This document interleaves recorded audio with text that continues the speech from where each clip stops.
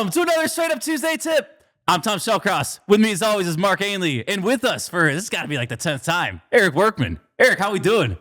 Wonderful, fellas. Always good to be here. Always good to look you right in the eye while I scream. The last event we did, he self-proclaimed he was the most, the guest that's been on here the most. So we just have to kind of follow that. I believe so until someone wants to threaten him. Yep. I think it's true until proven false. Absolutely. I am not. That's not a title that I'm going to give up anytime soon.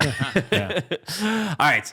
We were talking about credit, liquidity. You know, you've seen a couple deals go south over stupid collections, things under $200, $300. So we want to just spend a little bit of time here talking about credit and its importance because there's a misconception out there.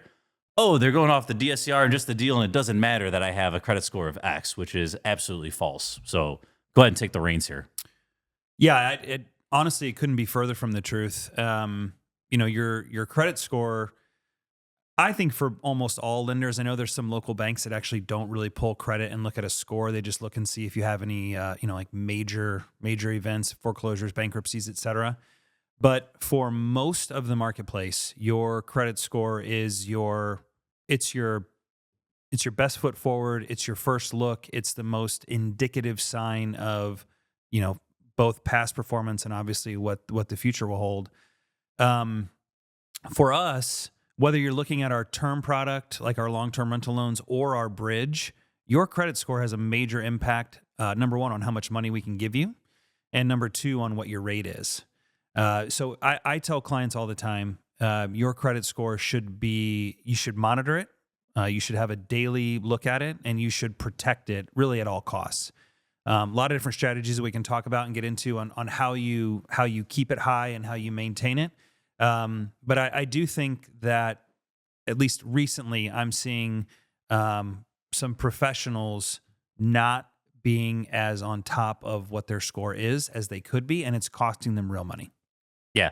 Even just, a quarter point, a half point on these bigger deals, it's a huge penalty. Right? For something just so easy. It's a huge amount of money.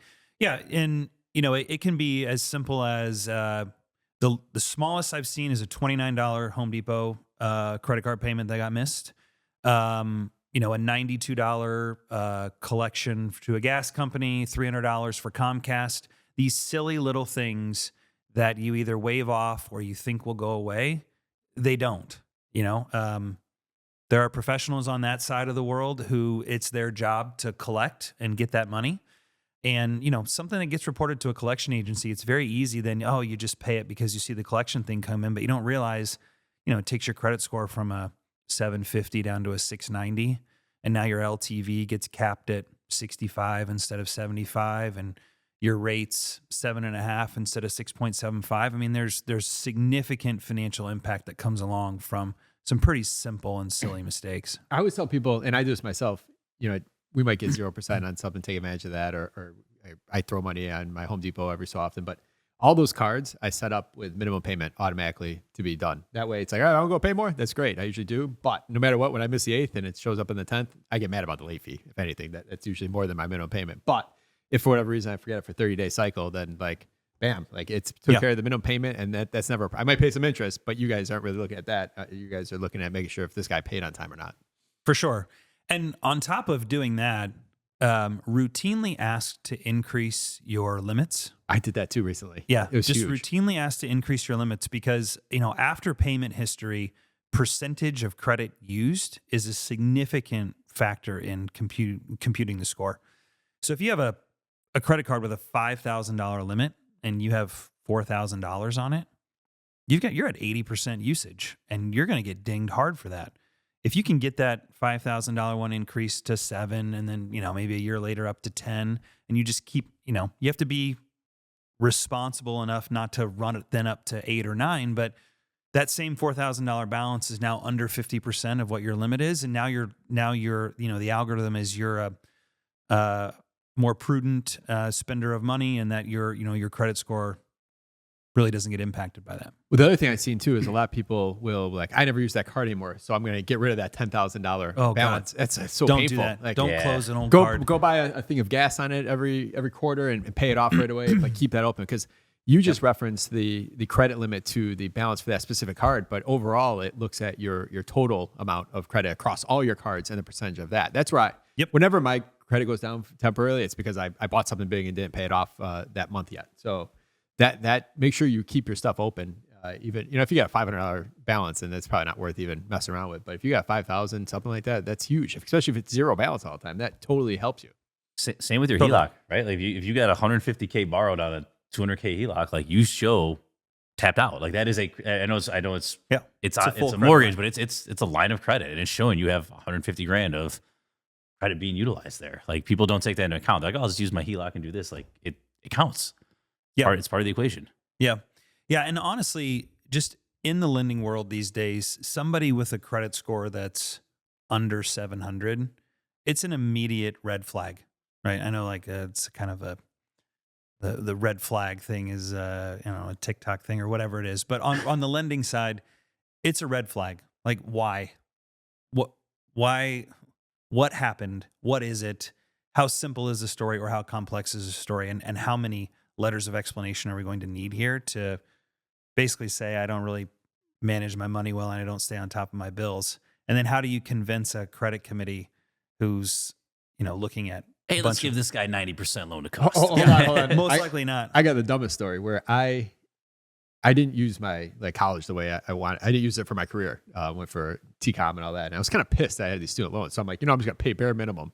So my banker at the community bank says to me when he's trying to give me a $2 million loan for industrial, I was like, man, I can only paint the picture of how successful you are when you still have a $20,000 loan at 30 for your student loans you graduated 9 years ago. I'm like, so it's like, those Yeah. are the things too. They look at some of Totally. that common sense factor. Like, and you're 30 and you got student loans still. Like, and Yeah. how successful are you? Like, so Yep. It happens all the time. And I paid again, him off that night. Like, I was so embarrassed. Like, I went home. I had the money to pay it off. He's like, dude, just pay this off, man. It'll make Pay it my conversation with the committee that much easier to justify that you're not a problem person. So, Yeah, and I think we were talking about this right before we started rolling. Let's say somebody has $100,000. I would rather see 80 and low to no credit card balances than 100 and maxed out credit cards. You're going to have your credit score is going to be higher. You're going to have more available capital to you, and the difference, really the difference in approvability with something like that is not that much. So I know there are people out there who keep cash and they let their balances stay high, make minimum payments, etc. Get those balances under 50%. Do everything you can to boost your credit score as much as possible. Like there's other ways to find money, but it is hard to really bring that credit score up. Yep. So tactical question here. Let's say, your credit score is banged up. Like you're irresponsible in your 20s, whatever it may be. And your mindset is, you know what, I'm going to go partner with, my friend Jimmy, who's got 780 credit. We're going to go in this thing together. How does the bank look at that? Depends on what Jimmy is. Is Jimmy just a credit score? Then we don't really pay much attention to Jimmy. If Jimmy's actually bringing significant capital and other real estate experience, et cetera, to the deal, well, then, now we lean pretty heavily on Jimmy. And you really have to talk about what is banged up too. Is banged up just if I add Jimmy to the loan, now we can get a better rate, or is banged up like I can't qualify at all, and now we have to bring other people into here. I'm thinking of like that 25-year-old who just doesn't have. He's got one credit card at $5,000, right? There's no history there for you guys to go off of. Like, what's that person's next move? That person wants to flip a house. Yes. Let's say, yeah. That person needs a pro, in my opinion, to do business with us at this point. A lot of time, like when I throw these numbers out, people are often surprised. But like when I look at my portfolio, almost $400 million in loans that we've made over the last couple of years, our average credit score is 752, and our average net worth is like over $2 million. So that 25-year-old needs to find somebody in that vein and bring the sweat equity, finding the deal, whatever they can bring to it to bolt somebody onto the deal who actually is financeable. Yep. That's their best move. There are harder money options available out there, or, like true friends and family, private lender, type things that they can that places they could go to get more expensive, more aggressive money that they could, hopefully successfully execute the project, use that capital to pay down debt, get their credit better, boost up their liquidity, et cetera.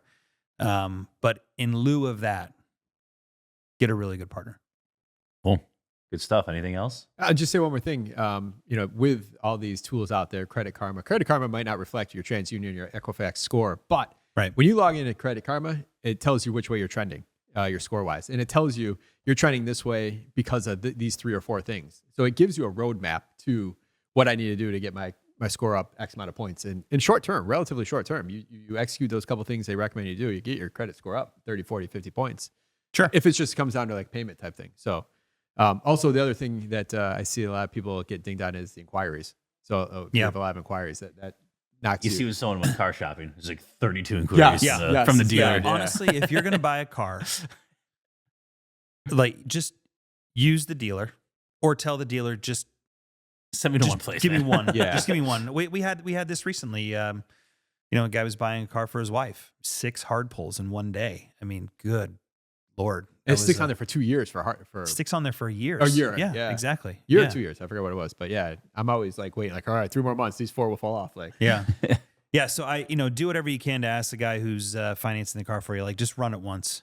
Just give me the one. Don't spread this around to 6 different places. I don't want that to happen. And to your point about like Credit Karma, or even like if you have Chase or Bank of America or your, some credit card that gives you a score, those are going to be very directionally accurate. Right now, there are varying degrees of complexity when it comes to calculating a score, and they tend to use the more forgiving. Lenders like ourselves will use the more, the harsher ways to score them. But they're going to be trending in one direction or the other, and so it is reasonable to follow them. All right, ready to wrap? Ready to wrap? Let's do it. Chicago Fact. Who are we playing for? Who's sponsoring? All right, today's sponsor, the Renovo Financial, the Workman team. And we're playing for Martha Kowski. So, Martha, if myself or Eric gets this right, you get a $50 gift card brought to you by Renovo Financial, the Workman team.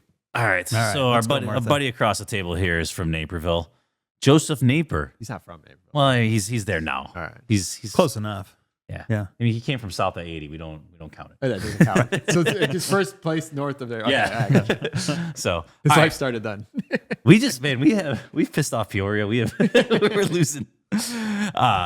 All right, so Joseph Naper founded Naperville. 3 of these 4 facts are true. Which one is not? He was a captain in the Black Hawk War. He's also credited with founding Galena. He's not only the founder, but the first president of Naperville. And he died and is buried in Naperville. Which one of those is a false statement? He's not buried in Naperville. I think it's the Galena one. There you go. The resident got it. You're not fine, Galena. There we go. Yeah. Captain in Black Hawk War. Nice work, Joe Naper. There we go. Dude, it's crazy history with Wheaton and Naperville. Like, they actually fought to have the DuPage capital. Like, Wheaton burned down, I think, Naperville's courthouse and said, we're going to be the county seat. So, crazy history there. Oh, I didn't know that. Yeah. You just wasted a Chicago fact I could have used. Okay, all right. We can't do a Wheaton episode now. All right, Martha, you get a $50 gift card thanks to Eric saving the day here. So that is brought to you by Renovo Financial, the Workman team. So if you found value on today's quick-hitting Tuesday tip, refer this to a friend and leave us a review. So thank you, Eric. Thank you, Tom. Listeners, we'll see you on Thursday. Thanks all. Thanks, guys.